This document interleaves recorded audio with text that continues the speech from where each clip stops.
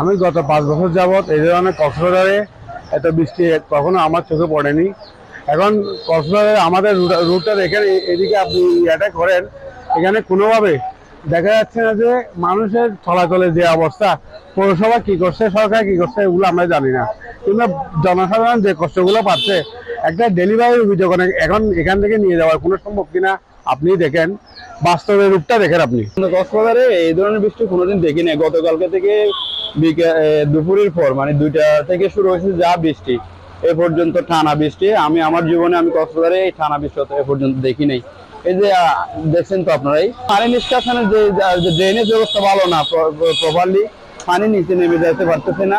যেখানকার পানি সেখানে আটকে যাচ্ছে। যে নিচে নিম্ন যে অঞ্চল এলাকাগুলো আছে সেখান থেকে পানি আটকা পড়ে আছে। মানুষজন লোক বাড়ি থেকে বের হইতে পারছে না, মানুষ মুভ করতে পারছে না, এদিকে দিকে চলাফেরা করতে পারছে না। পাহাড় ধসের যে ঘটনাটা আছে ঘটে গেল, আমরা জানার পরই এটা ফায়ার সার্ভিসের সাথে কথা বলেছি। ফায়ার সার্ভিস যারা মারা গেছেন তাদের ধ্বংসস্তূপ থেকে উদ্ধার করেছে। আর এখন যেটা দেখতে পাচ্ছি যে তাদের ধ্বংসস্তূপ মানে ঘরটা দেখতে পাচ্ছি, আমরা জানতে পেরেছি যে 3 জন মারা গিয়েছেন, মহিলা আখিমণি এবং তার 2 সন্তান সহ, এবং তার যে হাজব্যান্ড আছেন তিনি কিছুটা আহত আছেন আর কি। আর আমরা এখানে এসে সার্বিক পরিস্থিতি দেখলাম। আর আমরা সম্মানিত ডিসি স্যারের নির্দেশনায় আমরা উপজেলা প্রশাসন সদরের পক্ষ থেকে আর্থিক অনুদান দিব, সরকারি অনুদান যেটা তাদেরকে করব। আর আমরা সার্বিকভাবে যত সহযোগিতা করা দরকার তাদেরকে সব সহযোগিতা করব। ইতিমধ্যে অলরেডি সিপিপির মাধ্যমে আমরা গতকালকে থেকে সারাদিন সিপিপির ভলান্টিয়ারদের মাধ্যমে আমরা তাদেরকে মাইকিংয়ের মাধ্যমে সচেতন করছি যে যারা যারা পাহাড় ধসের ঝুঁকিতে আছেন তারা যেন নিরাপদ আশ্রয়ে চলে যান আর কি।